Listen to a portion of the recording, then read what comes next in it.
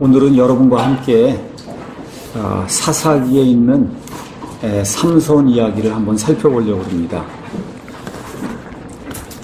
우리말 성경으로는 사사기 이렇게 돼 있어서 사실 사사가 무언가 이해 못하는 그런 분들이 있는데 영어로는 아주 간단하게 저쥐 이렇게 돼 있습니다.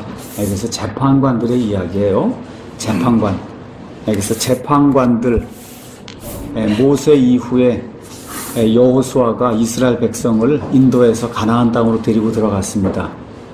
그래서 여호수아가 죽은 이후에 하나님께서 이스라엘 백성을 구출하시기 위해서 여러 명의 재판관들을 보내셨어요. 그래서 그 재판관이 여러분 사사기 끝난 이후에 룻기가 나오고 룻기 이후에 사무엘기가 나와요. 사무엘기 시작이 될 때 처음 나오는 제사장이 엘리 제사장입니다. 엘리도 재판관이고 또 그 이후에 나오는 사무엘도 재판관이에요. 그래서 재판관들의 시대가 사무엘까지 이제 이어지고 사무엘 이후부터 여러분이 잘 아시는 이스라엘의 초대왕 사울이 나오고 그 다음에 다윗이 나오고 솔로몬이 나오고 하면서 왕정 시대가 이제 이루어지게 됩니다. 그러니까 여호수아 시대 이후에 왕정 시대가 이루어질 때까지 아마 사무엘까지 다 포함한 한 400년 정도의 그런 시간이 있었어요. 그때 이스라엘 백성을 다스리던 그와 같은 치리자를 재판관이라고 불렀습니다. 그거를 중국 성경의 영향을 받아서 우리는 사사라고 이제 부르고 있습니다. 사사. 자, 그래서 여기 사사기는 21장으로 구성이 되어 있는데 그 21장 안에는 12명의 재판관이 들어 있습니다. 12명의 재판관. 여호수아가 이스라엘 백성을 하나님께서 주신 가나안 땅으로 인도하여 안으로 들어가도록 하고 정착하도록 했어요. 근데 여기 사사기 2장에 가서 보면 매우 안타까운 그런 이야기가 있습니다. 한번 가서 사사기 2장 말씀 잠깐 보겠습니다. 사사기 2장 6절에서 7절 가서 보면 전에 여호수아가 백성을 가게 하였더니 이스라엘 자손이 각각 자기의 상속 재산으로 가서 땅을 소유하였고 백성이 여호수아가 사는 모든 날 동안과 여호수아보다 더 오래 산 장로들 곧 주께서 이스라엘을 위하여 행하신 그분의 모든 큰 일을 본 자들이 사는 모든 날 동안 주를 섬겼더라. 그러니까 이스라엘 백성이 하나님이 주신 가나안 땅이라는 그 아름다운 땅에 들어가서 여호수아가 살던 때 또 여호수아 당시에 여호수아와 함께 이스라엘을 다스리던 장로들이 있었어요. 그 사람들이 살던 때까지만 하나님을 섬기고 그 이후부터는 하나님의 백성이 왜 가나안 땅에 사는지 그 이유조차 모르는 그런 비참한 생활이 시작이 됐다는 거예요. 그게 한 100년 정도 시간이 지나면서 아이들이 가나안 땅에 태어났어요. 이 가나안 땅은 하나님이 주신 땅이에요. 근데 그런 땅이 왜 있는지도 모르는 그런 비참한 시대가 이제 열리게 된 겁니다. 이렇게 되면서 하나님을 버리고 주변 사람들이 따르던 바알 신을 섬기고 아스타로 신을 섬기고 하면서 하나님 대적하고 우상 숭배를 하게 될 때 하나님께서 주변에 있는 여러 이방 민족들을 사용해서 이스라엘을 학대하도록 그렇게 이제 만드세요. 그래서 그 학대가 5년도 있고 10년도 있고 40년도 있고 학대가 이렇게 진행이 되면 이스라엘 백성이 도저히 살 수가 없으니까 어떻게 해요? 하나님 잘못했습니다 하고 하나님께로 돌이키게 됩니다. 그리고 부르짖으면 하나님께서 도저히 자기 백성이 고난당하는 것을 참으실 수가 없으니까 하나님이 그때마다 필요에 따라 여러 지파에서 하나님의 구출자를 보내주세요.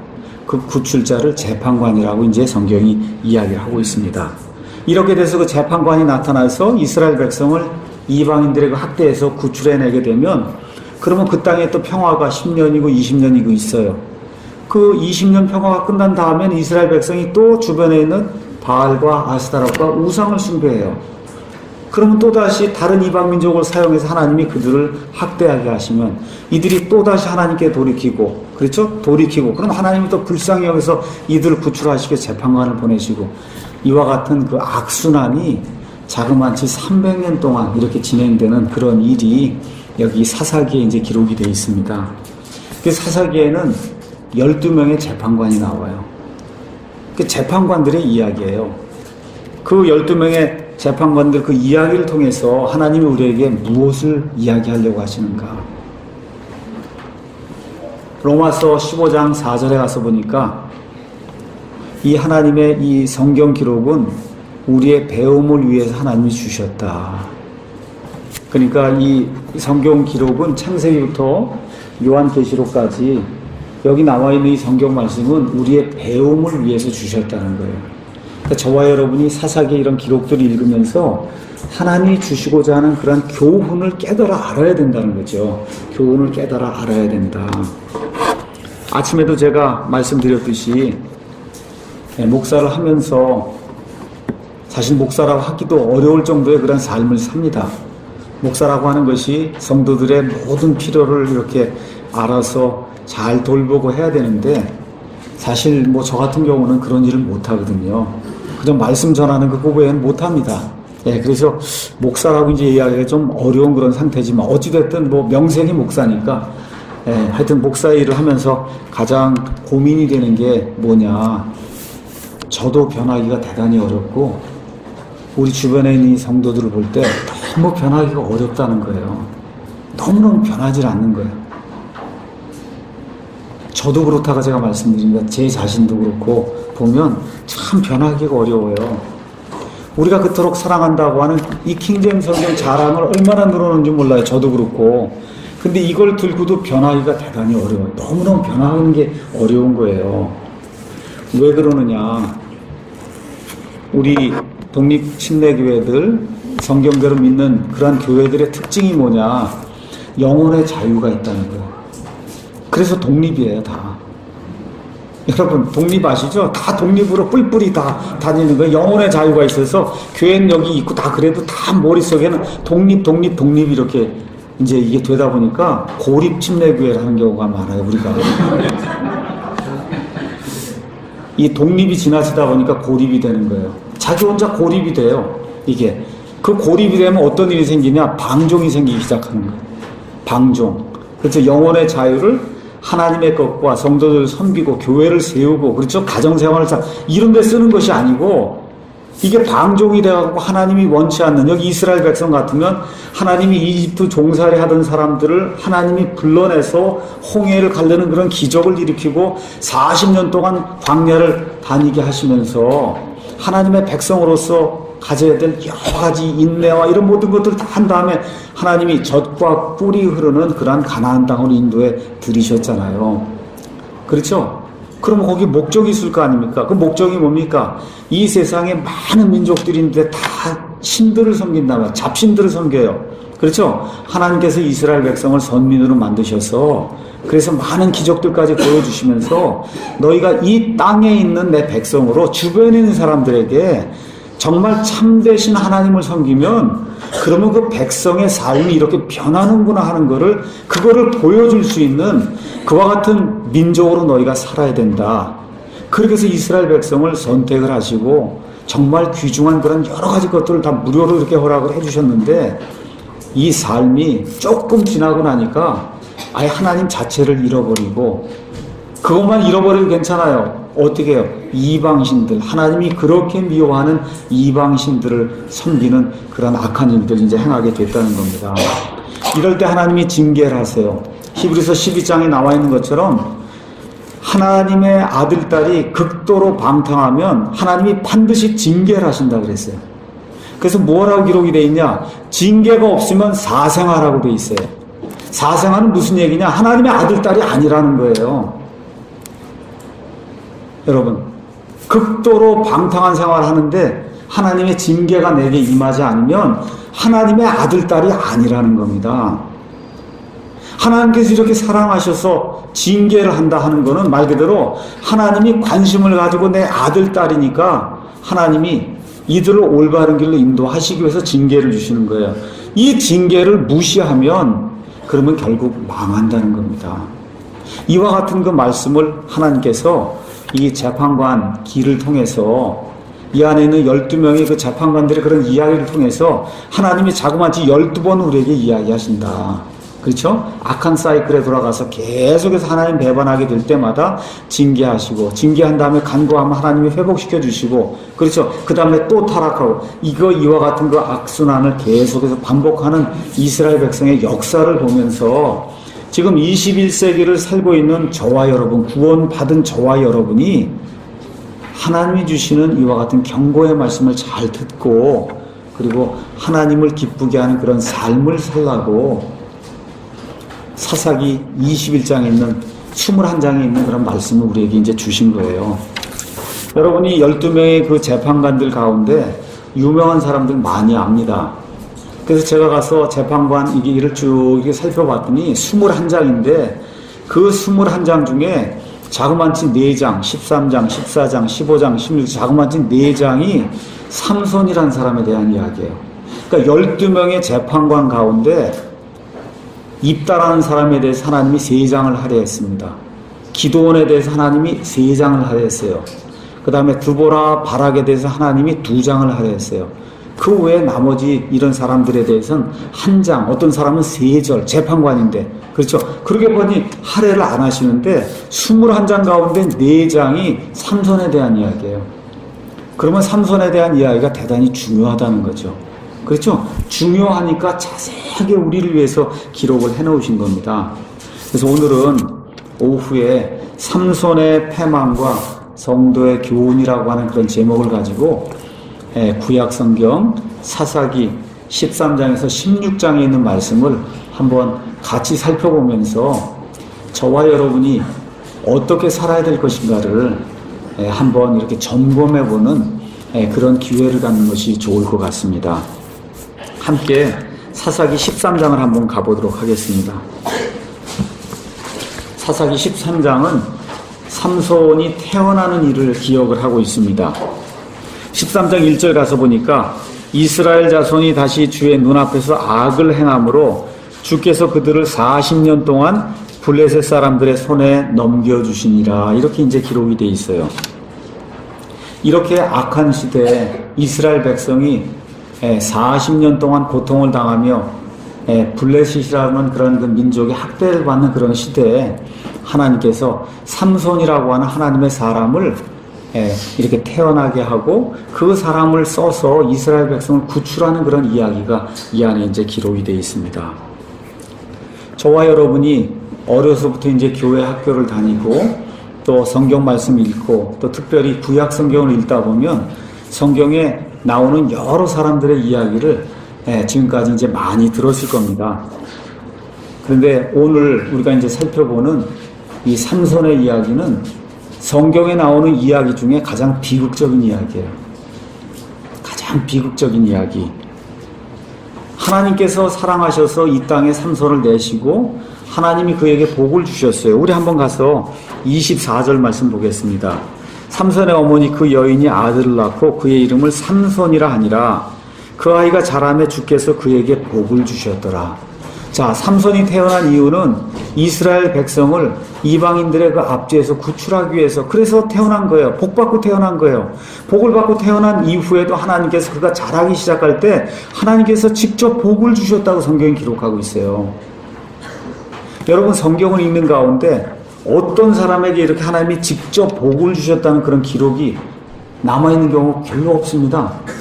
삼손에게는 하나님이 그가 자라기 시작할 때 복을 주셨다, 그렇게 기록이 되어 있고, 25절에는 소라와 에스다올 사이에 있는 단의 진영에서 주의 영께서 때때로 그를 감동시키기 시작하셨더라. 구약시대에 많은 하나님의 사람들이 있었지만 하나님의 영께서 직접 임하셔서 그래서 그 사람을 감동시키고 하나님의 일을 하게 한 그런 사례가 성경에 많지 않습니다. 그러니까 지금식으로 얘기하면 하나님의 복 가운데 너무 엄청난 복과 특권을 받은 사람이 삼손이라고 지금 성경이 기록을 하고 있습니다. 그런데 무슨 일을 해야 되냐? 하나님의 원수 이스라엘 원수를 정복해야 돼요. 정복하기로 시작을 했습니다. 시작하다가 맨 마지막에는 원수에게 정복당한 이런 악한 일이 삼손의 생애에서 발생하게 됐다. 히브리서 11장 32절 가서 보시면 히브리서 11장은 구약시대 믿음의 사람들 이야기를 하는데 그 믿음의 사람들 이야기하면서 유명한 사람들, 믿음을 가진 사람들 쭉 나열하는 가운데 거기 가서 보니까 누가 들어있어요? 삼손이 들어있습니다. 삼손. 그렇죠? 그러니까 삼손이 믿음의 사람이라는 거예요. 무슨 얘기냐? 믿음으로 구원받은 사람이라는 겁니다. 믿음으로 구원받았어요. 근데 삼손 이야기를 저와 여러분이 들으면서 기억하셔야 될 거는 믿음으로 구원받았는데 본받은 것은 하나도 없는 사람이 삼손이에요. 어떻게 이렇게 본받을 게 하나도 없는가 하고 의구심을 갖게 만드는 그런 인물이 삼손이에요. 그러니까 이 13장, 14장, 15장, 16장 말씀을 읽으시면서 저와 여러분이 구원받은 사람도 이렇게 살 수 있구나. 이걸 다 안도하시면 안 됩니다. 아, 이렇게 살았으니까 나도 그렇게 살아야 되겠구나 하면 안 되고, 하나님이 구원받은 사람도 이렇게 살 수 있는데 이거는 안 되는 일이라는 걸 극단적인 사례를 보여주시기 위해서 남겨놓은 사례가 삼손의 사례예요. 그러니까 이걸 다 위안을 받으시면 안 되고, 알겠죠? 예, 이걸 통해서 안 되겠구나, 내가 제대로 살아야 되겠구나. 그렇죠? 그러면 제대로 살려면 뭐가 문제인 걸 알아야, 원인 분석을 해야 제대로 살 거 아닙니까? 그렇죠? 그래서 이 시간에 저와 함께 여기 사사기 13장에서 16장에 있는 말씀을 쭉 같이 살펴보면서 도대체 이렇게 하나님의 복을 많이 받고 태어난 이런 사람, 사는 동안에 하나님의 능력을 많이 체험한 이런 사람, 왜 이런 사람이 이렇게 패망의 길을 걸으면서 말 그대로 겨우 구원만 받고 구원받은 이후의 삶은 하나도 본이 되지 않는 그러한 비참한 삶을 살았는가. 원인 분석을 통해서 우리는 그렇게 하면 안 되겠다. 그렇죠? 예, 이와 같은 교훈을 받는 그런 시간이 되면 좋을 것 같습니다. 자, 삼손은 이름이 태양에게 속한 자, 이런 뜻이에요. 태양에게 속한 자. 가서 보니까 이스라엘의 12지파 가운데 단지파라고 하는 지파가 있는데 그 단지파에 어떤 사람이 있어서 이름이 마노아라는 사람이에요. 마노아. 네, 그래서 마노아의 아들로 태어나서 가서 보니까 20년 동안 이스라엘을 재판했다. 성경이 그렇게 이야기하고 있습니다. 20년 동안. 네, 여러분이 아시는 대로 사사기 13장을 가서 보니까 하나님께서 직접 주의 천사로 나타나셔서 삼손의 어머니가 될 그 여인에게 직접 나타나셔서 그래서 내가 아들을 낳을 거다. 그 아들을 낳으면 그 아들을 나사렛 사람으로 만들어라. 나사렛 사람, 하나님께로 온전히 구분된 나사렛 사람을 만들어라 하고 하나님이 직접 예언을 통해서 주신 아들이 삼손이에요. 삼손. 자, 그래서 하나님께서 경건한 사람 마노아와 그의 아내에게 이스라엘 백성을 구출할 그런 아들을 주시면서 그래서 그 일을 하라고 이 땅에 내주신 그런 사람이 삼손이다. 그래서 여기 사사기 13장 말씀 가서 읽어보면 하나님께서 그에게 직접 복을 주시고 하나님의 영께서 그에게 감화 감동을 주셔서 하나님의 일을 하게 했다는 이런 기록을 통해 이 사람이 믿음으로 구원받은 사람이다 하는 그런 사실을 우리가 알 수가 있습니다. 자, 사사기 14장, 15장, 16장에는 이 구원받은 사람이 해서는 안 될 일들을 계속해서 반복하며 하나님께 죄를 짓는 그런 내용이 이 안에 이제 들어 있습니다.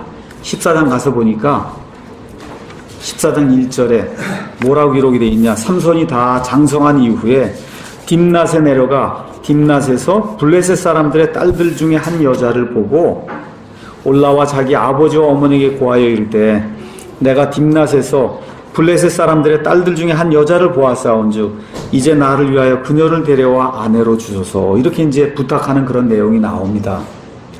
하나님께서 모세를 사용하셔서 이스라엘 백성을 이집트에서 빼내시고 또 여호수아를 사용하셔서 그들을 가나안 땅으로 인도하시며 하나님이 그들에게 굳게 맹세하게 하신 그런 내용이 있어요. 오직 하나님만 섬겨야 되고 가나안 땅에 사는 이방 민족들의 그 사람들과는 왕래하지도 말고 그들의 딸을 받아들이지 말고 너희 아들을 두지 말고 절대 결혼하지 마라. 하나님이 그들로 하여금 아예 굳게 맹세하게 하셨어요. 근데 지금 구원받은 사람이요, 하나님의 복이 임한 그런 사람입니다. 근데 어떻게 해요? 직접 고의로 딥낫이라는 그런 지방에 내려가서 직접 블레셋 사람들의 그 한 여인을 보고, 그러고는 그 당시의 풍습은 뭐냐? 경건한 아버지와 어머니가 경건한 가정에 이 딸을 데려다가 결혼하게 하는 이와 같은 그러한 신정 국가 시대 지금 살고 있는 거예요. 자기 마음대로 결혼하지 못하는 시대 지금 살고 있는 겁니다. 근데 그게 아니에요.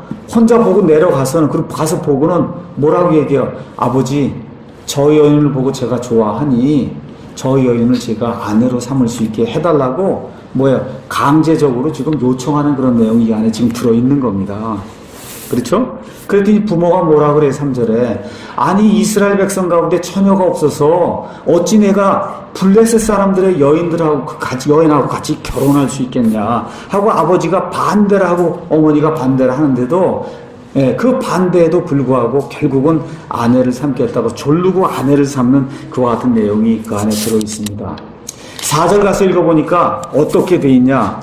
삼손이 이런 악한 일을 했음에도 불구하고 하나님께서 이와 같은 것을 잘 이용을 해서 이스라엘 사람들을 블레셋 사람들의 손에서 구출하시기 위해서 삼손의 이 악한 일을 참으시고 그것을 선하게 만들어 주시는 그런 내용이 이 4절에 기록이 되어 있습니다. 잘 이해하셔야 됩니다. 저와 여러분이 죄를 지어도 하나님께서 하나님의 선하심을 위해서 저와 여러분이 죄 짓는 그것마저도 하나님이 선하게 인도해 줄 수 있다는 거예요. 이걸 기회로 해서 삼손이 블레셋 사람들 죽였으니까요. 그렇죠? 근데 이거를 죄를 짓는 도구로 사용하면 안 된다는 거예요. 삼손도 봐라 이랬더니, 그렇죠? 악한 일을 했더니 하나님이 그걸 선하게 해서 그래서 결국 블레셋 사람들 죽이지 않았느냐. 이런 방식으로 하나님의 일을, 하나님의 선하심을 악용하면 안 된다는 거예요. 이것은 우리 사람의 연약함과 죄성에도 불구하고 하나님이 이 모든 것, 하나님을 사랑하는 자들, 꼭 그분의 목적에 따라 부르심을 받은 자들에게 모든 것이 합력하여 선을 이루게 한다는 그 말씀을 이루기 위해서 하나님이 직접 개입하셔서 악을 선으로 바꿔주신 거지, 저와 여러분이 그걸 악용하거나 남용을 해서 내가 이렇게 악하고 죄를 짓는 이런 일을 해도 하나님이 선하게 만들어줄 거야, 이런 방식으로 사용하면 안 된다는 거예요. 자, 결국은 아내를 맞이하기 위해서 내려가다가 뭘 만나요? 사자를 만나게 됩니다. 하나님의 영이 임해서 강력한 힘으로 이 사자를 어린 양을 찢듯이 죽였다. 여러분, 사자를 죽였다고 하니 힘이 얼마나 셌어요. 그렇죠? 그 자기 힘입니까? 하나님의 힘입니까? 하나님의 힘이잖아요. 그렇죠? 그 이후에 정혼한 다음에 얼마 기간이 지나면 그러면 그 아내와 결혼하게 돼 있습니다. 결혼하러 내려가는 길에 이렇게 가서 보니까 뭐가 있어요? 자기가 죽인 사자가 있단 말이에요. 사자에게 가서 이렇게 보니까 어떤 일이 있어요? 글쎄 사자 주변에 벌떼가 있고 거기 꿀이 있는 겁니다. 꿀이 있는 거예요. 그래서 그 꿀을 자기도 먹고 자기 어머니 아버지에게 가져다 주고, 그러고는 삼손이 블레셋 지방에 내려가서 그 블레셋 사람들의 청년들을 위해서 수수께끼를 또 내는 그런 내용이 그 안에 이제 들어 있습니다. 내가 수수께끼 하나를 낼 텐데 너희가 그것을 마치면 그러면 내가 얇은 옷 30벌, 겉옷 30벌을 주고, 너희가 마치지 못하면 그러면 너희가 내게 겉옷 30벌, 얇은 옷 30벌을 내라. 7일 동안, 잔치가 7일 동안 진행이 되니 그 7일 동안 그걸 맞춰 내라는 겁니다. 하며 수수께끼를 내는데 그 수수께끼가 14절에 이렇게 기록이 되어 있습니다. 그 내용이 뭐냐? 먹는 자에게서 먹는 것이 나오고 강한 자에게서 단 것이 나왔느니라. 이 수수께끼가 뜻이 뭐냐 하고 이 블레셋 사람들의 청년들에게 묻는 내용이 그 안에 기록이 되어 있어요. 여러분, 이걸 어떻게 알겠습니까? 이걸 어떻게 알겠어요? 이거 모르니까 블레셋 사람들의 청년들이 삼손의 아내가 된 그 여인에게 다가와서 매일같이 다그치는 거예요. 삼손에게 말해서 이 수수께끼의 비밀을 우리에게 얘기해라. 그거 얘기 안 하면 너와 너의 아버지 집을 불살르겠다. 이런 식으로 위협을 하면서 하니까 삼손의 아내가 울고 불고 이렇게 하니까 결국은 어떻게 해요? 삼손이 그 수수께끼를 가르쳐 줍니다. 이렇게 되면서 결국은 18절에 일곱째 날 해지기 바로 전에 드디어 맨 마지막이 되었을 때 그 도시의 사람들이 그에게 이르되 무엇이 꿀보다 달겠으며 무엇이 사자보다 강하겠느냐 하고 수수께끼를 밝혀내는 그런 일이 그 안에 기록이 되니까 삼손이 화가 이만큼 났어요. 그렇죠? 화가 이만큼 났어요. 이렇게 돼서 블레셋 사람들의 유명한 도시 중에 하나가 아스글론이라는 그런 도시가 있어요. 삼손이 무슨 돈이 있어서 30벌씩 옷을 마련해요. 그러니까 그 블레셋 사람들의 도시 아스글론으로 내려가서 30명을 때려 죽이고 그 사람들의 옷을 취해다가 이 사람들에게 주겠다고 했으니까 그 옷을 주고는 거기 가서 보니까 그가 분노해서 자기 아버지 집으로 내려갔다. 아내고 뭐고 이제 나 필요 없다 그러고 자기 집으로 다시 돌아가는 그런 내용이 사사기 14장에 이제 기록이 되어 있습니다. 자, 이렇게 내려가 버리니까 삼손의 이제 장인이 되는 그 사람 생각하기를 이제 아내를 버리고 이제 갔구나 이렇게 생각하고는 이 삼손의 아내를 다른 사람에게 이제 다시 아내로 준 거예요. 이렇게 되면서 15장에 가서 보니 삼손이 마음이 변하게 됐습니다. 안 되겠구나. 다시 그 여인을 찾으러 가야 되겠다 하고 다시 또 블레셋으로 넘어간 겁니다. 그래서 아내를 주시오 그렇게 얘기하니까 장인이 뭐라 그래요? 난 내가 떠난 줄 알고 다른 사람에게 아내로 줬다. 그렇게 하면서 뭐라고 얘기하냐? 이 동생이 있는데 동생이 훨씬 예쁘지 않냐? 그렇게 얘기하니까 또 삼손이 화가 난 거예요. 그렇죠? 이렇게 돼갖고 그 다음에 가서 보니까 여우 300마리를 붙잡아서 그래서 여우하고 이 꼬리를 묶고 그 사이에다 나무를 집어넣고 거기다 불을 지피니까 여우가 뜨거워서 그냥 온 동네방네 다니면서 포도원, 올리브밭, 곡식 이걸 다 태워버린 겁니다.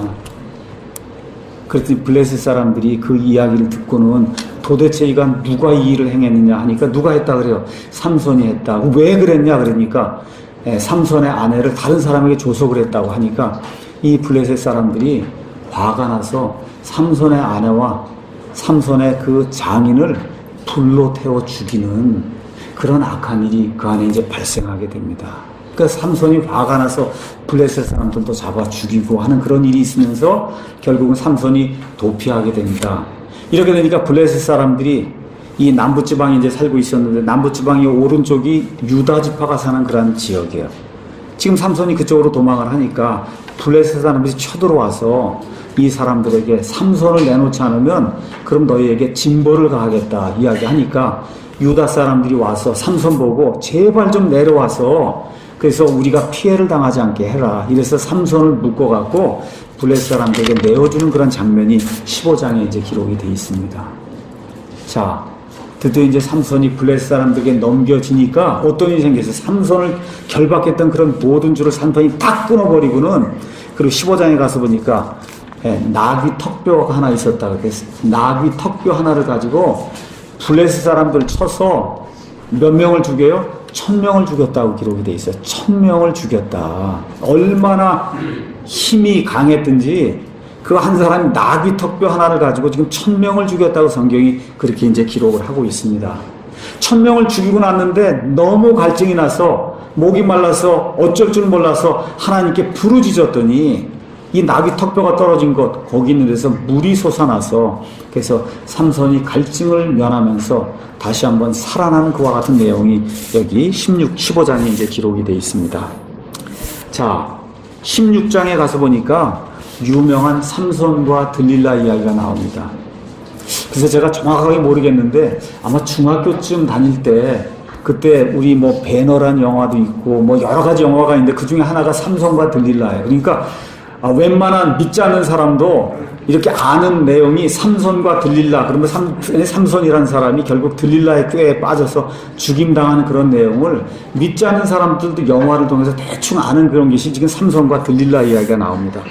자, 여기 16장에 가서 보니까 삼손이 여기서 그치지 않고 4절에 소래 골짜기에 어떤 여인을 사랑하게 됐는데 그 여인의 이름이 들릴라다. 이제 그렇게 기록이 되어 있습니다. 자, 블레셋 사람들이 이 삼손을 죽이려고 해요. 근데 지금 누구하고 사랑에 빠졌냐? 들릴라하고 사랑에 빠진 거예요. 그러니까 어떻게 하든지 들릴라를 잘 꾀해서 삼손을 죽여야 되겠다 생각을 하고 많은 돈을 가지고 들릴라를 이제 찾아오게 됩니다. 그러니까 들릴라가 어떻게 하든지 돈을 차지하려고 삼손에게 3번 묻습니다. 당신 힘의 비결이 도대체 뭐냐? 하니까 삼손이 3번 거짓말을 합니다. 7절 가서 보니까 결코 말린 적이 없는 푸른 버드나무 가지 7개로 나를 결박하면 내가 힘을 잃게 돼서 보통 사람하고 똑같이 된다. 그러니까 어떻게 해요? 묶었단 말이에요. 묶었어요. 묶었는데 들릴라가 삼손이요, 블레셋 사람들이 당신을 덮치고 있습니다 얘기하니까 어떻게 우두둑하고 이게 다 끊어지면서 나가서 이 삼손이 다시 힘을 발휘하는 그런 내용이 그 안에 기록이 되어 있어요. 11절에 또 가서 보니까 삼손이 다시 한번 또 거짓말을 합니다. 한 번도 쓰지 않은 세 줄로 나를 단단히 결박하면 내가 힘이 약하게 돼서 보통 사람들하고 같게 된다. 들릴라가 또 묵습니다. 근데 어떻게 돼요? 삼손이 또 금방 이 결박에서 풀려나는 그런 일이 이제 생기게 되니까 들릴라가 또 다시 이제 물어요. 13절에 가서 보니까 어떻게 돼 있어요? 만일 짜서 만든 천으로 내 머리털 7타래를 엮으면은 그러면 내가 힘을 잃게 된다. 들릴라가 또 그 일을 합니다. 근데 어떻게 돼요? 힘이 없어지지 않고 또 삼손의 힘이 다시 한번 나게 되는 겁니다. 16절 가서 보니까 우리 남자 형제님들 위한 아주 좋은 말씀이 그 안에 기록이 되어 있어요. 들릴라가 날마다 자기의 말들로 그를 짓누르며 재촉하니 그의 혼이 괴롭게 되어 죽을 지경이 되었더라. 이 부인이나 저도 이제 딸들을 키우는데 딸이 이렇게 그러면 혼이 괴로워서 죽을 지경이 됩니다. 어찌나 이 여인에게 빠져 있는지 이 여인이 와서 비밀이 뭐냐 하는데 너무너무 괴로워서 혼이 죽을 지경이 됐다 그래요. 그럼 어떻게 돼요? 실토할 수밖에 없잖아요. 그렇죠? 삼손이 뭘 실토해요? 나는 날 때부터 나사렛 사람으로 하나님께 바친 사람이다. 머리털을 한 번도 깎지 않았기 때문에 이 머리털 때문에 내 힘이 유지가 되는 것 하고 진실을 실토하는 그런 내용이 나옵니다. 이렇게 될 때 결국은 들릴라가 삼손의 머리털을 다 밀어내게 될 때 삼손이 힘을 잃고 결국 블레셋 사람들에게 잡혀가는 그런 내용이 21절에 기록이 되어 있어요. 그래서 블레셋 사람들이 잡혀가니까 블레셋 사람들이 두 눈을 다 떼고 그리고 어떻게 해요? 감옥집에 집어넣고 그 다음에 어떻게 해요? 여기 소처럼 맷돌을 가는 그런 일을 하도록 하는 안타까운 일이 그 안에 이제 기록이 되어 있습니다. 자, 이런 가운데 블레셋 사람들이 어떻게 생각을 했냐? 이스라엘 사람들이 섬기는 여호와라는 것이 그 별거 없어. 그렇죠? 우리 신 다곤이 훨씬 낫네. 그러면서 3,000명이 모여갖고 그래갖고 다곤을 위해서 잔치를 베푸는 그러한 시간이 이제 생기게 된 거예요. 바로 이때 삼손이 마지막으로 한번 하나님께 간구하기 시작하면 한 번만 힘을 주셔서 그래서 이 블레셋 사람들을 응징할 수 있도록 도와주시기 바랍니다 하게 될 때 하나님께서 그에게 마지막으로 힘을 주시니 삼손이 이 집을 받들고 있는 이 기둥 2개를 잡아당기게 될 때 기둥이 무너져 내리면서 그러면서 거기 성경 기록대로 가서 보니까 삼손이 죽을 때 죽인 사람들의 수가 삼손이 살아서 죽인 사람들의 수보다 더 많았다라는 그런 기록이 나올 정도로 수많은 거기 3,000명의 블레셋 사람들이 모였다고 하니까 적어도 1,000명 이상이 죽는 그러한 기적이 발생을 했다 하는 그런 내용이 그 안에 이제 기록이 되어 있습니다. 자, 이게 삼손 이야기의 처음부터 끝이에요. 다시 말씀드려요. 특권을 받고 태어난 사람이에요. 하나님의 특권을 받고 태어난 사람이에요. 믿음으로 구원받은 사람이에요. 지금식으로 얘기하면 크리스찬 가정에 태어났어요. 경건한 아버지 어머니의 교육을 받고 그래서 하나님을 예수 그리스도를 개인적으로 영접해서 그래서 구원받은 사람이에요.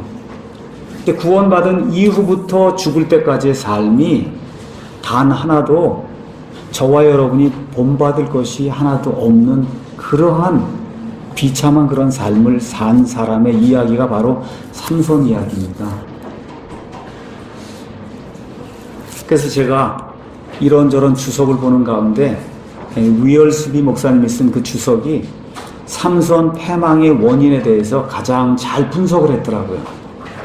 그래서 그 내용을 여러분과 함께 공유하려고 합니다. 삼손이 왜 패망하게 됐는가? 왜? 그걸 알면 우리 그렇게 안 하면 되잖아요. 그렇죠? 네, 그래서 첫째, 그는 경건한 가정의 유산을 무시했다. 경건한 가정의 유산을 무시했다는 거예요. 기도할 줄 아는 부모에게 태어났어요. 이스라엘 백성이 압제를 받습니다. 이런 가운데 삼손의 어머니가 하나님께 간구하는 그런 내용이 그 안에 들어있어요. 하나님, 이 민족을 위해서 이 민족을 이방인들의 손에서 구출할 수 있는 그런 사람, 이스라엘 백성을 정말 이 이방인들의 압제에서 구출할 수 있는 그런 사람, 이런 사람 하나님 우리에게 허락해 주시오. 본인에게 달라는 것이 아니고 아들이 없으니까 아들을 달라고 간구하는 이런 가운데 하나님께서 직접 주의 천사로 그 여인에게 나타나셨어요. 그 여인에게 나타나시며 아들을 줄 텐데 너도 수태하는 동안에 나사렛 사람의 삶을 살고 내 아들도 태어난 날부터 죽는 날까지 나사렛 사람의 그와 같은 삶을 살아야 된다. 하나님께서 그렇게 말씀을 해주셨습니다. 그래서 아버지와 어머니가 이 아들에게 하나님의 뜻을 알려주고 아들에게 하나님의 일들을 알려주고 하나님의 정신을 알려주기 위해서 태어날 때부터 이 아이가 자랄 때까지 노력하는 그런 과정이 이 안에 기록이 되어 있습니다.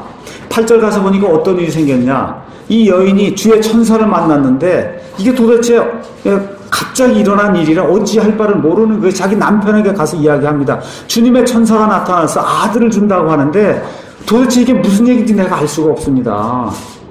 얘기했더니 마노아가 다시 하나님께 기도하는 거예요. 한 번 더 그 사람을 보내주셔서 우리에게 아들이 태어나면 이 아들을 우리가 어떻게 교육해야 될지 그거를 좀 정확히 알려주시면 우리가 그 아들을 그렇게 키우겠습니다.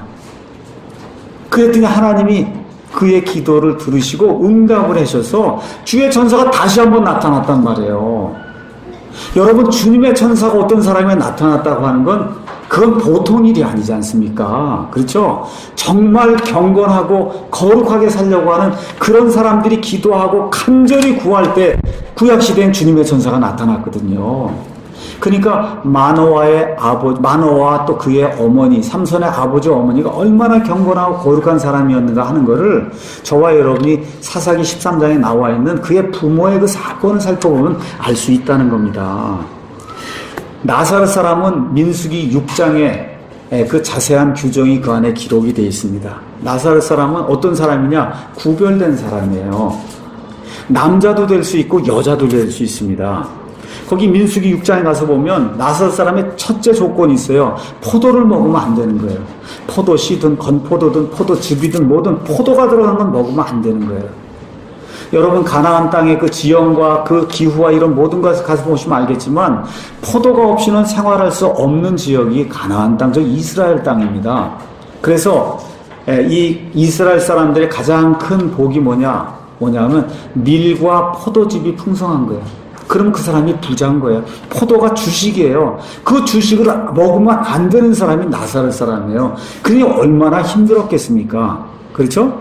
또 동시에 머리를 남자가 기르는 것을 하나님이 금하셨는데 이 나사렛 사람은 하나님께로 구분됐다고 하는 것을 표시하기 위해서 삭도를 내지 말라 그랬어요. 그러니까 머리가 긴 거예요. 남자가 머리가 기니 저쪽에서 봐도 머리가 긴 사람이 나타나면 저 사람은 일생을 아니면 어떤 기간을 하나님을 위해서 모든 것을 금하면서 하나님께 거룩히 구분된 사람, 누구나 보면 알 수 있는 그런 표시가 긴 머리였거든요. 하나님께서 이런 것을 통해서 무엇을 보여주시려고 하냐? 이 구원받은 사람은 구분이 돼야 된다는 거예요. 구분이 되는 그런 징표가 있어야 된다는 겁니다. 다시 말씀드려, 세상과 구분된 그런 것들이 우리 삶 속에 있어야 된다는 거예요. 우리 개인의 삶 속에서도, 우리 가정의 삶 속에서도, 우리 교회의 모든 문화에서도 세상 것이 이 안에 들어와서 우리를 지배하면 안 된다는 거예요. 요즘 어떤 일이 생기고 있습니까? 교회가 워낙 타락하다 보니까 세상이 교회를 염려해요. 저 교회 저러다가 되겠나? 저 목사 저러다가 되겠나? 누가? 일반 신문 기사나 이런 데서 교회를 염려하고 목사를 염려하는 이런 어처구니 없는 그런 시대에 저와 여러분이 살고 있어요. 뭐가 안 되는 거예요? 구분이 안 되는 거예요. 저게 하나님 믿는 사람 맞아? 그렇죠? 저게 정말 하나님 있는 교회 맞아? 이런 일이 우리 가운데 지금 생기고 있는 거예요. 하나님께서 그렇게 되면 안 된다 이야기하시는 겁니다. 구분된 삶을 살라고 너희를 구원에 이르도록 내가 불렀다. 그렇게 이야기해 주는 거예요. 그래서 베드로전서 1장 가서 보니까 그 말씀을 이렇게 이제 표현을 했습니다. 베드로전서 1장 14절 제가 있습니다. 너희는 순종하는 자녀로서 전에 알지 못하던 때 이전 정욕들에 따라 너희 자신을 꾸미지 말고 구원받기 전에는 몰랐으니까 그렇게 했다는 겁니다. 그렇죠? 구원받기 전에 몰랐기 때문에 세상 사람들 행하는 그런 게 다 좋은 건 줄 알고 그렇게 행했다는 거예요. 근데 이제 구원받은 이후에는 그렇게 하면 안 된다는 거예요. 15절 오직 너희를 부르신 분께서 거룩하신 것 같이 너희도 온갖 종류의 행실에서 거룩할지니라. 한두 개에서 거룩한 게 아니라 온갖 종류의 모든 행실에서 우리 하나님처럼 거룩한 존재가 되도록 우리를 불러주셨다는 거예요. 기록된 바 내가 거룩하니 너희도 거룩하라 하셨느니라. 하나님이 거룩하기 때문에 우리의 언행심사 모든 것이 거룩해야 된다고 하나님이 그렇게 말씀하시며, 옛날엔 알지 못해서 그랬지만 이젠 구원받아서 하나님의 본성이 우리 안에 들어와 있으니 하나님이 원하시는 그런 거룩한 삶을 사는 것이 성도라고 하나님께서 우리에게 말씀해 주십니다. 그래서 삼손이 태어날 때도 복을 받았고 자라면서도 복을 받았고, 그렇죠? 또 13장 25절 가서 보니까 주님의 영께서 그를 감화감동시키시면서, 그래서 그가 믿음을 가지고 하나님을 구원자로 영접하며 지금식으로 얘기하면 구원받은 사람이 됐다고 성경이 이야기를 하고 있습니다. 그런데 구원받은 사람이 타락하는 그런 과정이 14장부터 계속해서 나옵니다. 그래서 첫 번째, 삼손이 타락한 그 원인은 경건한 가정의 유산을 버렸다는 거예요. 두 번째는 경건한 부모를 거역하는 내용이 14장 1절에서 4절에 나옵니다. 그는 이방 여인과 결혼해서는 안 되는 사람이에요. 지금 여기 나와 있는 이 사사기 때의 시대는 지금 시대하고 다른 시대예요.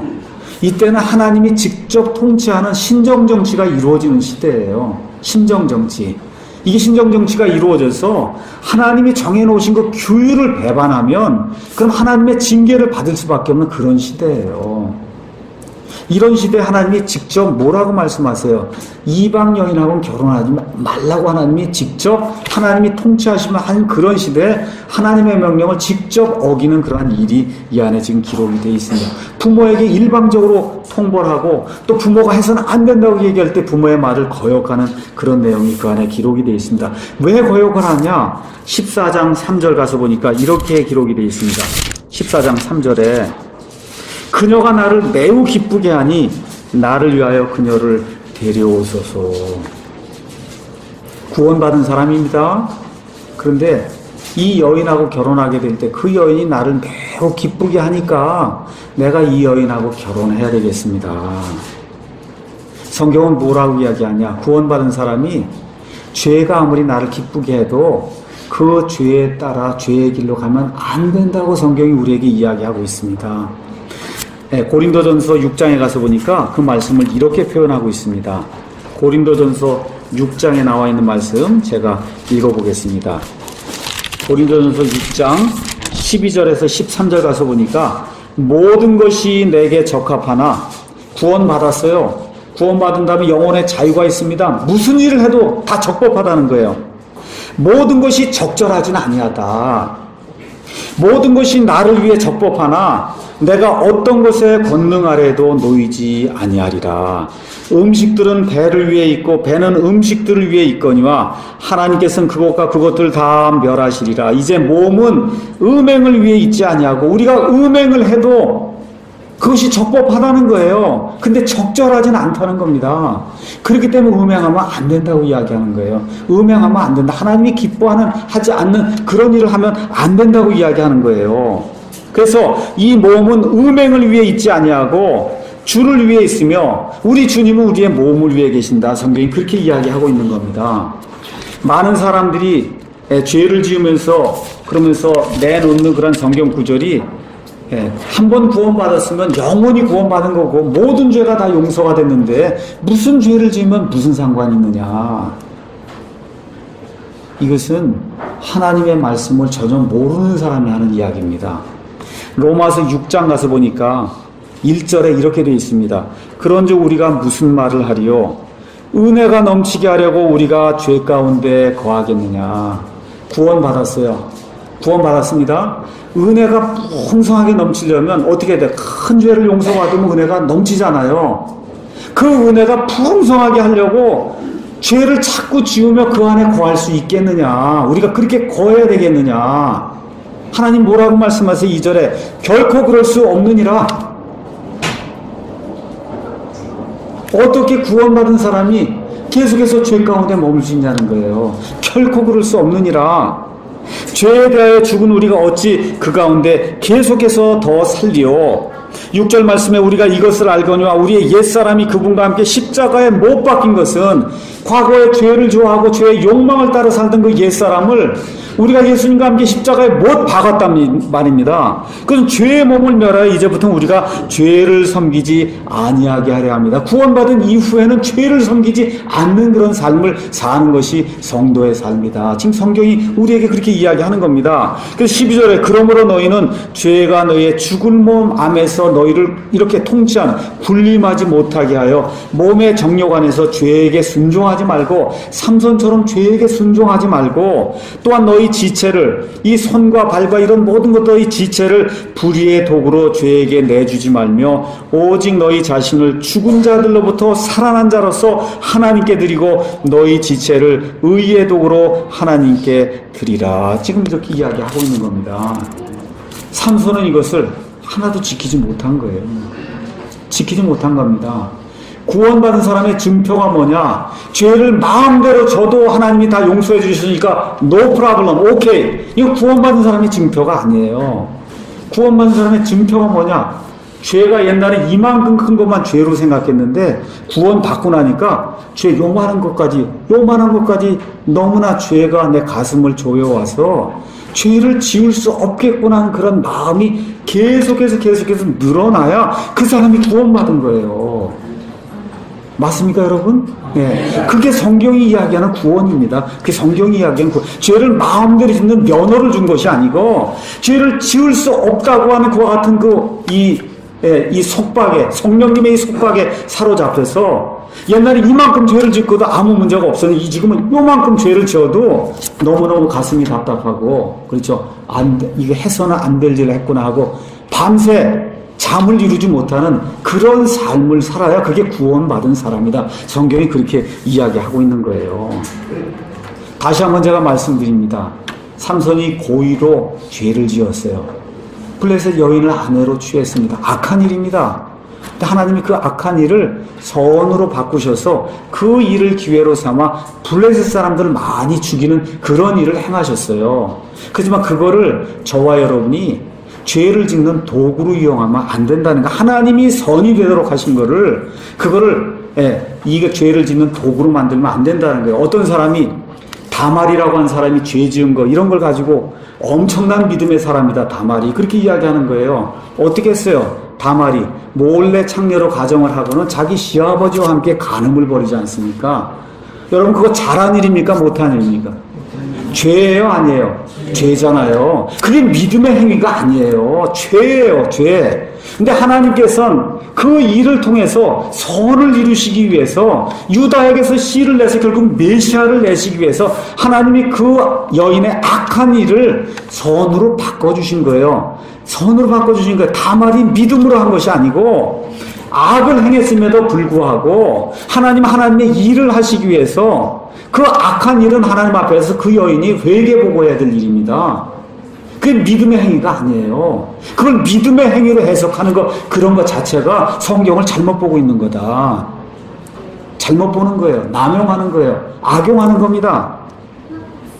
자, 이런 가운데 드디어 14장 5절에서 20절에는 삼손이 몸을 더럽히는 그와 같은 과정이 나옵니다. 몸을 더럽혀요.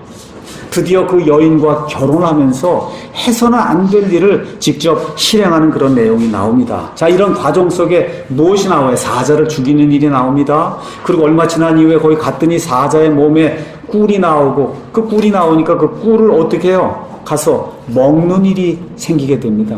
여러분 민수기 6장 가셔서 나사렛 사람의 규정을 가서 보시면 나사렛 사람이 해서는 안 되는 일이 있어요. 안 되는 일이 뭐예요? 죽은 사체에 가서 그걸 만지면 나사렛 사람의 모든 게 다 파기가 되는 거예요.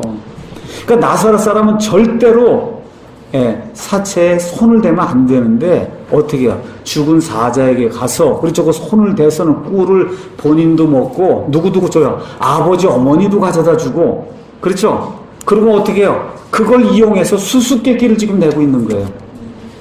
그러니까 죄를 미워하고 죄를 안 지어야 되겠다고 그렇게 결심하는 게 아니라 죄를 이용을 해서 돈을 벌려고 그러니까 옷 30벌씩 60벌을 지금 벌려고 그러는 거 아니에요. 이런 일을 해서는 안 된다는 겁니다. 죄를 미워해야지 죄를 이용해서 돈을 벌려고 하면 그러면 안 된다는 거예요. 자기의 이득을 취하려고 그러면 안 된다는 겁니다. 자, 이런 가운데 드디어 몸을 더럽히고 나니까 하나님의 경고를 무시하는 일이 15장에 나옵니다. 자, 다시 하나님께서 이 모든 일을 선이 되게 하시려고 하나님께서 삼손의 일을 통해서 블레셋 사람 1000명을 죽이는 그런 하나님의 기적을 베풉니다. 이건 하나님이 하신 거예요? 삼손이 한 거예요? 예, 하나님의 능력이 어떻게 한 사람이 나귀뼈 하나로 1000명을 죽일 수가 있어요?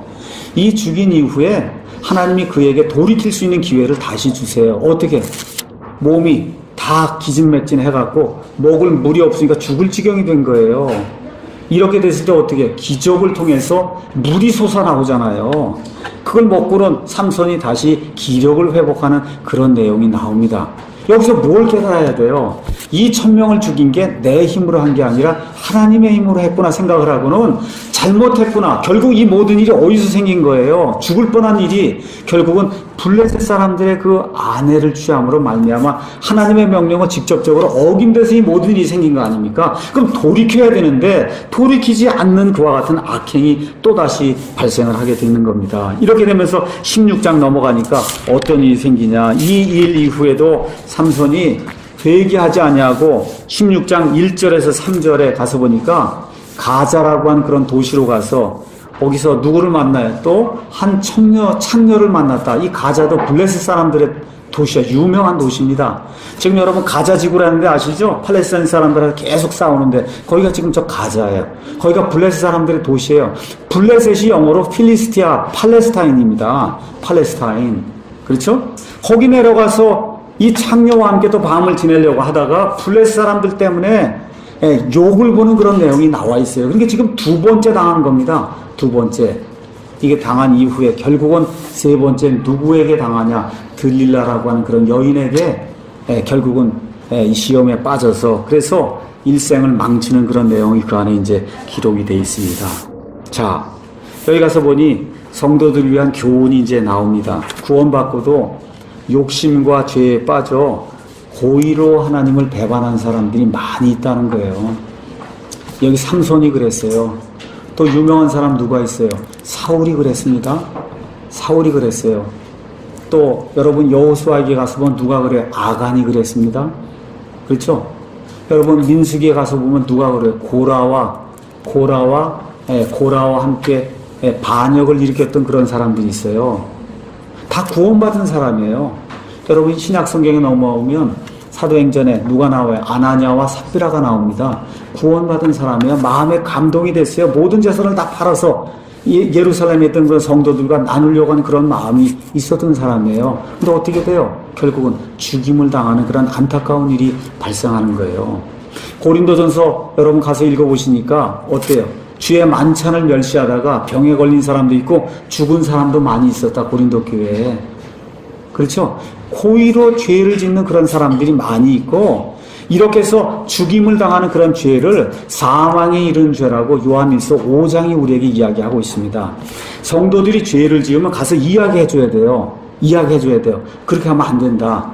근데 요한일서 5장에 가서 보니까 사망에 이르는 죄를 짓는 걸 보면 안 해도 돼요. 이건 하나님이 치리하시는 거예요. 하나님이. 도저히 이 세상에 둬서는 하나님께 영광이 안 되면 어떻게 해요? 하나님이 죽이십니다. 죽이세요. 지금 그와 같은 일이 지금 삼손에게 일어나고 있는 겁니다. 3번이나 들릴라에게 당하죠. 여러분 그쯤 당하면은 자 여인도 지금 3명이 나옵니다. 3 여인에게 당해요. 3번째 여인에게는 3번 당했어요. 그쯤 되면 깨달아야 되지 않겠어요? 그렇죠? 그쯤 되면 깨달아야 되잖아요. 3 여인에 3번째 여인에게 3번 하고 그 다음에 결국 4번째 가서 결국은 죽임을 당하는 그런 안타까운 일이 이 삼손에게 이제 생기게 됩니다. 우리 성도들도 깨어야 할 때인데 여전히 잠자는 분들이 많아요. 육신적으로 졸려서 자는 거 말고요. 로마서 12장, 13장에 나와 있는 것처럼 이제는 잠에서 깨 밤이 많이 지났어요. 이제는 새벽이 돼서 깨야 될 때예요. 베드로전서 5장에 가서 보니까 뭐라 그랬어요? 너희 대적 마귀가 울부짖는 사자같이 먹을 삼킬 자를 찾아 돌아다닌다는 겁니다. 정신을 차리라고 깨어야 된다고 지금 하나님의 말씀 우리에게 지금 이야기하는 이 시점에 모든 걸 다 내어놓고 삼손처럼 자기 육신을 위해 살면 그러면 육신이 멸망당하는 그런 안타까운 일이 생긴다고 성경이 우리에게 이야기하고 있습니다. 자, 이 일이 생기면서 삼손이 멸망하는 가운데 그 이후로는 삼손이 모든 것을 잃어버린 내용이 그 안에 기록이 되어 있습니다. 첫째, 뭐를 잃어버리냐? 머리털을 잃어버립니다. 머리털 다 밀었잖아요. 머리털이 뭐예요? 하나님께로 구분됐다는 표시죠. 그렇죠? 그 성별의 표시를 잃어버렸어요. 세상 사람하고 똑같이 된 거예요. 그렇죠? 네, 첫 번째, 머리털을 잃어버렸습니다. 머리털을 잃어버렸더니 뭐를 잃어버려요? 힘을 잃어버려요. 힘을 잃어버린 거예요. 하나님의 뜻에서 떠나면 그리스도인이 무슨 일을 해도 그 일에 힘이 없다는 거예요. 일에 힘이 없습니다. 세 번째, 어떤 일이 생겨요? 두 눈을 빼버렸잖아요. 눈을 빼니까 뭐를 잃어버려요? 빛을 잃어버리는 거예요. 그리스도인이 빛의 역할하고 빛을 가지고 앞을 똑바로 보면 살아야 되는데 빛을 잃어버리는 거예요. 빛을 잃어버렸습니다. 네 번째, 빛을 잃어버린 다음에 뭘 잃어버려요? 감옥에 갇히면서 자유를 잃어버린 거야. 그건 나돌아다니고 사자하고 싸우던 사람이 글쎄 지금 감옥에 갇혀 있잖아요. 그렇죠? 네, 자유를 잃어버렸어요. 그 다음에 또 뭘 잃어버리냐? 주님을 위해서 사는 유용한 삶을 잃어버렸어요. 지금 삼손이 감옥에 가서 무슨 일 해요? 소처럼 맷돌을 갈고 있잖아요. 지금 이 사람이 맷돌 갈 사람이 아니잖아요. 뭐 해야 되는 사람이에요? 이스라엘 백성을 치리해야 되는 지금 재판관의 일을 해야 될 사람이 지금 감옥에 갇혀갖고 맷돌을 갈고 있다니까요. 그리스도인이 자기 욕심에 따라 자기 소욕에 따라 이렇게 살게 되면 맨 끝에는 그 사람이 해야 될 일이 아닌 다른 잡일을 하는 도저히 짐승이 하는 일을 지금 하고 있는 거예요. 지금 삼손이 그렇게 지금 돼 있다. 맨 마지막은 간증을 잃어버린다는 겁니다. 간증이 뭐예요? 저 사람 저거 예수 믿는 거 보니까 난 믿으면 안 되겠다. 지금 뭐예요? 여호와 하나님이 대단한 신인 줄 알았더니 우리 다곤한테 지는구나. 블레셋 사람들이 그런 거 아니에요? 그렇죠? 별거 아니네. 그 뭐예요? 간증을 잃어버리는 거. 야, 저 교회 저거 보고 저거 예수 믿겠어?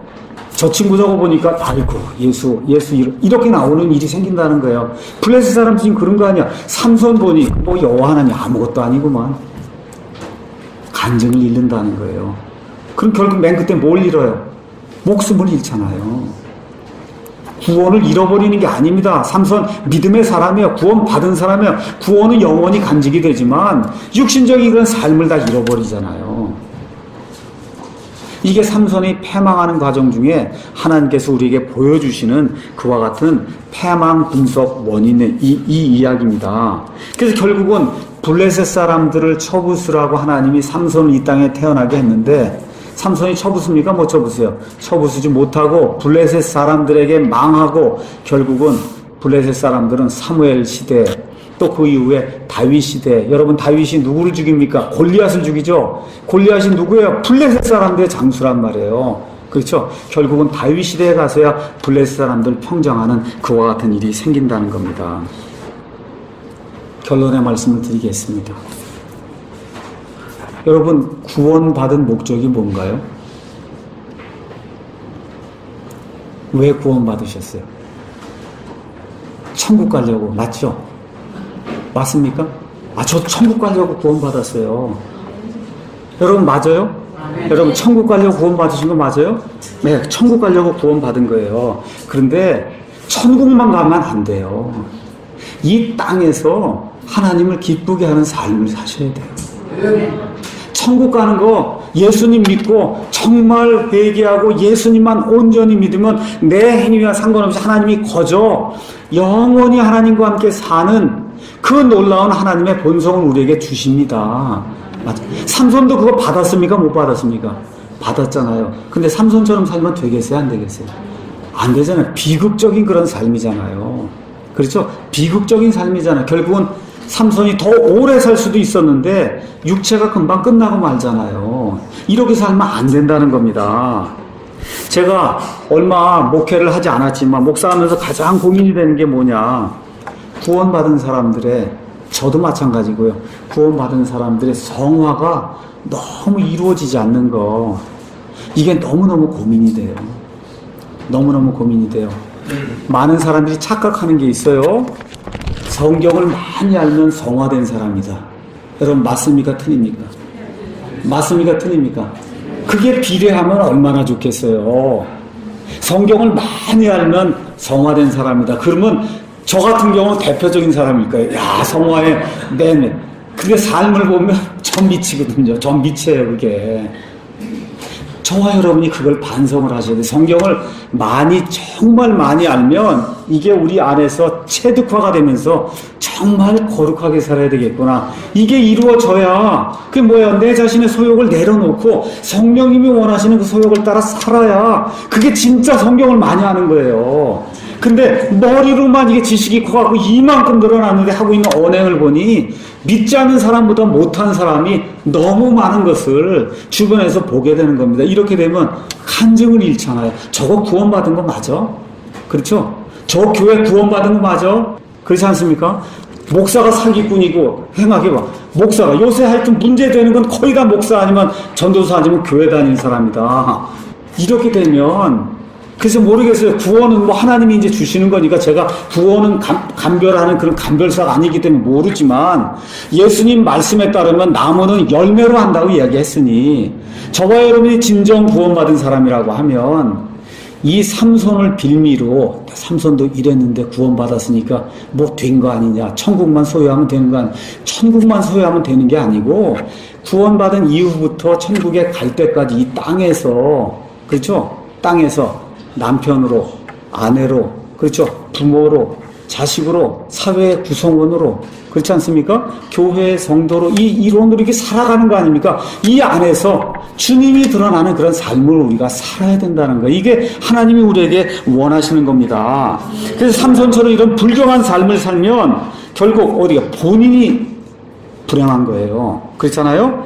네, 부모가 불행한 거예요. 가정이 불행한 겁니다. 이스라엘 백성, 교회가 불행한 거예요. 그 사람이 속한 국가가 불행해지는 겁니다. 이럴 때 하나님이 징계를 주신단 말이에요. 삼손에게도 징계를 몇 번이나 주시잖아요. 이걸 듣고 하나님의 말씀에 따라 돌이키는 사람이 지혜로운 사람이에요. 성경 말씀을 많이 알고 쪼개는 사람이 지혜로운 사람이 아니라 내 삶에 이와 같은 징계와 고난이 오게 될 때 그렇구나 내가 이 부분을 고치고 하나님께 회개하고 나아가야 되겠다가 돌이키는 사람이 지혜로운 사람이에요. 이런 지혜로운 사람이